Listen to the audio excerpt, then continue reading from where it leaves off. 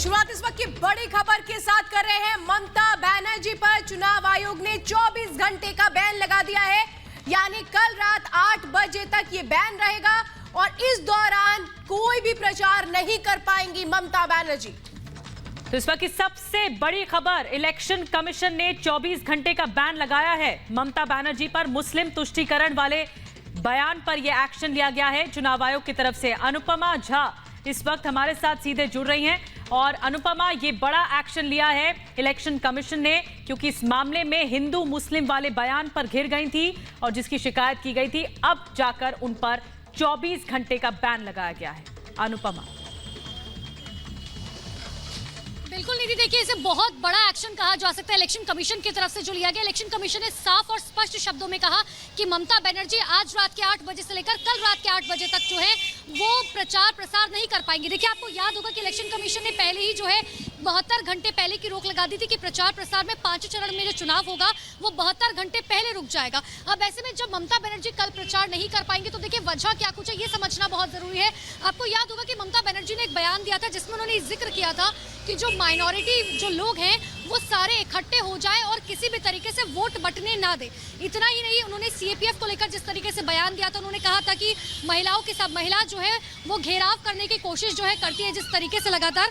उन्होंने कहा था कि 2 ग्रुप्स बट जाए, एक जो है सीएपीएफ को घेरे और एक जो है जाकर वोट कास्ट करे, जिसका जिक्र इलेक्शन कमीशन ने इस नोटिस में किया है। उन्होंने सीधे सीधे ये कहा कि जो नोटिस हमने ममता बनर्जी को दिया था और जिसका जवाब हमने मांगा था, जिसके बाद जवाब में ममता बनर्जी ने कहा कि I am stick to my words, यानी कि मैंने जो माइनॉरिटी वाला बयान दिया है मैं अभी भी उस बयान पर कायम हूँ, जिसे इलेक्शन कमीशन ने साफ तौर पर कहा कि ये बहुत बड़ा झटका इस लिहाज से है जहां एक दिन प्रचार बहुत महत्वपूर्ण है ममता बनर्जी के लिए, वहां पर 24 घंटे की रोक हो जाना ममता बनर्जी को एक बहुत बड़ा झटका है इस मामले को लेकर के। अनुपमा, जानकारी देने के लिए बहुत बहुत धन्यवाद।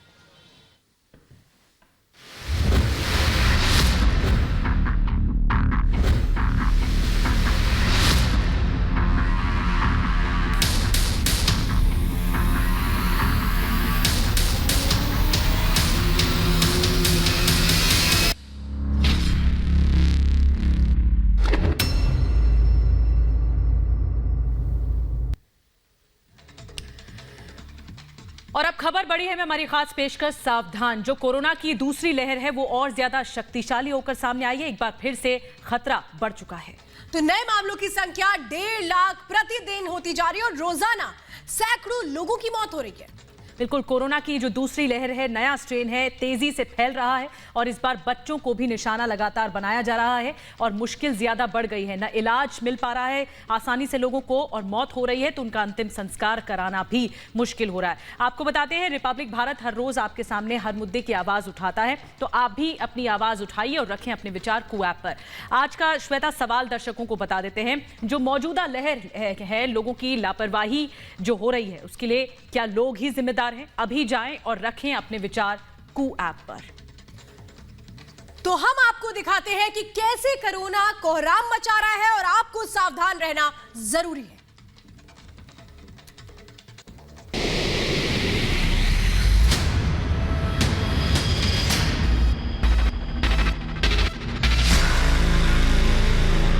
कोरोना की दूसरी लहर ने ऐसा कहर बरपाया है कि इसे रोकना हर बीतते दिन के साथ मुश्किल होता जा रहा है। नए केसों की संख्या इतनी तेजी से बढ़ी है कि प्रतिदिन 1.5 लाख से ज्यादा नए पीड़ित आ रहे हैं। सैकड़ों लोगों की जान हर दिन जा रही है।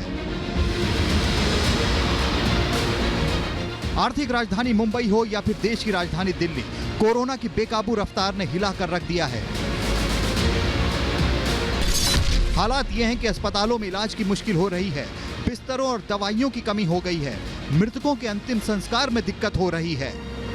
ये किसी ने सोचा भी नहीं होगा कि कोरोना की दूसरी लहर सिर्फ चंद दिनों में ऐसी कमर तोड़ देगी कि इलाज के लिए भी त्राहिमाम मचने लगेगा, दवाइयां मिलना तक मुश्किल हो जाएगा। यहाँ पर जो लोग हैं वो बहुत ज्यादा परेशान। मैं आपको दिखाना चाहूंगी कि ये लोकनायक हॉस्पिटल का कोविड इमरजेंसी सेंटर है, जहाँ पर कोविड के जितने भी पेशेंट हैं उनको लाया जाता है। दिल्ली में जो तमाम लोग हैं जो बीमार हो रहे हैं और अगर दिल्ली सरकार के हॉस्पिटल की ओर आते हैं, लेकिन जिस तरीके से इन्होंने बताया कि यहाँ पर बेड्स की सुविधा कम है। हालांकि दिल्ली सरकार ने साफ तौर पे बोला है कि बेड्स के नंबर को बढ़ाएं। मरने वालों का आंकड़ा इतनी तेजी से बढ़ रहा है कि अंतिम संस्कार में भी दिक्कत हो रही है। जगह कम पड़ गई है। श्मशान घाटों में घंटों के बाद नंबर आ रहा है। ये स्थिति दर्दनाक और भयावह है। मध्य प्रदेश में कोविड की सेकेंड वेव है, इसका संक्रमण काफी बेकाबू होता जा रहा है। मरने वालों की तादाद लगातार बढ़ती जा रही है। स्थिति ये कि शमशान घाट में एक दिन में 30 से ज़्यादा जो कोविड से डेथ होने वाले लोग हैं उनको जलाया जा रहा है। मैं इस समय भोपाल के भदभदा विश्राम घाट में, यहाँ पर आप तस्वीरें देख सकते हैं। सुबह से 12 से 13 ऐसे लोग हैं जो कोविड संक्रमण की वजह से जिनकी डेथ हुई है, उन्हें यहाँ पर जलाया गया है। और पिछले 4 दिन के आंकड़ों की बात करें तो 133 ऐसे बॉडीज हैं जिन यहाँ पर जलाई गई हैं जिनको कि कोविड संक्रमण था। शमशान घाट है, वहाँ पर भी लोड बहुत ज्यादा बढ़ गया है। मैं आपको बताना चाहूंगी कि इस वक्त मैं दिल्ली के निगम बोध घाट पर मौजूद हूँ और ये दिल्ली का सबसे बड़ा शमशान घाट है। तो यहाँ पर लोड बहुत ज्यादा है और जो लाशें हैं वो रिजर्व में रखी जा रही है, यानी कि लाशों का नंबर नहीं आ रहा जलने के लिए। मुंबई, पुणे, दिल्ली जैसे शहरों से लोग फिर पलायन करने लगे हैं। रेलवे स्टेशनों से लेकर बस अड्डों तक भीड़ लगना शुरू हो चुकी है। लोगों को ये डर सताने लगा है कि नाइट कर्फ्यू तो शहर शहर लगता जा रहा है, अगर फंस गए तो क्या होगा। सरोजनी नगर मार्केट में इस वक्त मैं मौजूद हूँ और आप देख सकते हैं बहुत भारी संख्या में यहाँ पर लोग आए हुए हैं। लेकिन यहाँ पर आप देख सकते हैं कि छोटे बच्चे भी मार्केट में लेकर लोग घूम रहे हैं और उन छोटे छोटे बच्चों को उन मास्क भी नहीं पहनाया। हालात किस तरह बिगड़े हैं इसकी बानगी पिछले सिर्फ 10 दिनों के आंकड़े ही बता देते हैं। 4 अप्रैल को पहली बार 1 लाख से ज्यादा नए केस आए, 477 लोगों की मौत हो गई। 6 अप्रैल को यह आंकड़ा 1,15,000 से ज्यादा हो गया, 631 लोगों की मौत हो गई। 7 अप्रैल को 1,26,000 नए केस, 484 लोगों की मौत। 8 अप्रैल को 1,31,000 नए केस, 802 लोगों की मौत हो गई। यानी हर दिन नए मामलों की संख्या में 10,000 से ज्यादा की बढ़ोतरी हो रही है। सैकड़ों की तादाद में लोग मरने लगे हैं। 9 अप्रैल को 1,44,000 नए केस आए, 773 लोगों की मौत हो गई। 10 अप्रैल को यह आंकड़ा 1.5 लाख के पार हो गया, 838 लोगों की मौत हो गई। और 11 अप्रैल को 1,69,000 नए केस आए, 904 लोगों की मौत हो गई।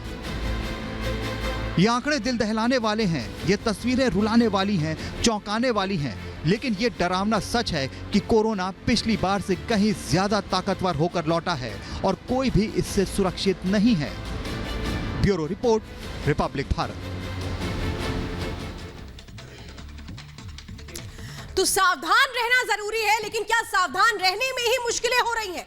आखिर अगर सावधान नहीं रहेंगे तो फिर जिंदगी को कैसे बचाएंगे? सवाल ये है, क्योंकि दिन पर दिन कोरोना का जो आंकड़ा है वो गंभीर होता चला जा रहा है। निधि, बिल्कुल श्वेता ठीक कह रही हैं। और जहां लापरवाही सामने आ रही है वहां दुर्घटना घट रही है। हर रोज 1,50,000 से ज्यादा मामले आना चिंताजनक है। और ये जो कोरोना का नया स्ट्रेन है वो ज्यादा शक्तिशाली है। बच्चों को निशाना बनाया जा रहा है। क्या आम लोगों की कोई जिम्मेदारी नहीं? मास्क न पहनना, सोशल डिस्टेंसिंग का पालन न करना, ये बताता है कि लोग लापरवाह होते जा रहे हैं।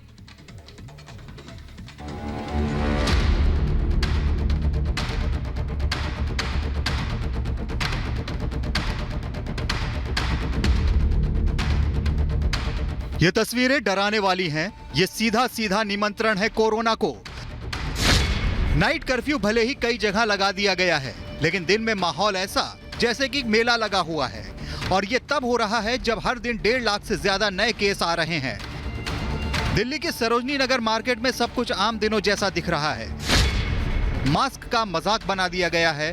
कुछ लोग मास्क सही से लगाए हैं, कुछ लोगों का मास्क इधर उधर टहल रहा है और कुछ ने तो लगाया ही नहीं है।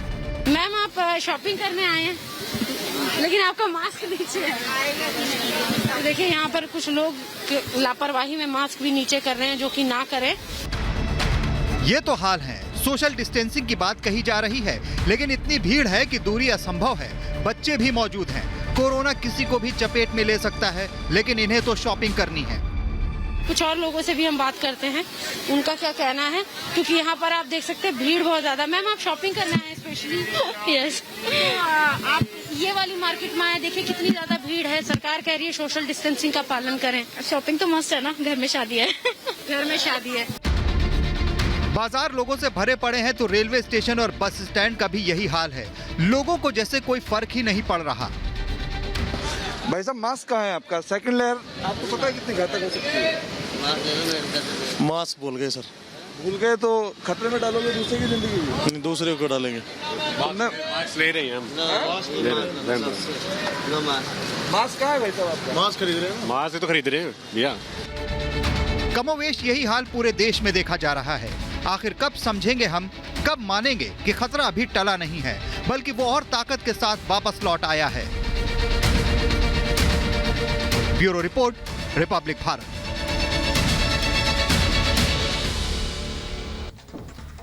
तो आपको सावधान रहना है, खुद के लिए नहीं बल्कि अपने अपनों के लिए। और हमने कार्यक्रम की शुरुआत में आपसे पूछा था क्या कोरोना की मौजूदा लहर के लिए लोगों की लापरवाही जिम्मेदारी है, और अपने आपने विचार रखे हैं। क्वैप पर जो विचार रखे हैं उसके मुताबिक 95% लोगों का कहना है हाँ, जबकि 5% ऐसे भी हैं जिनका जवाब ना में है। तो सावधानी ही सबसे बड़ी लड़ाई है कोरोना के खिलाफ। इसी के साथ खबर बड़ी है में आज के लिए बस इतना ही। नमस्कार।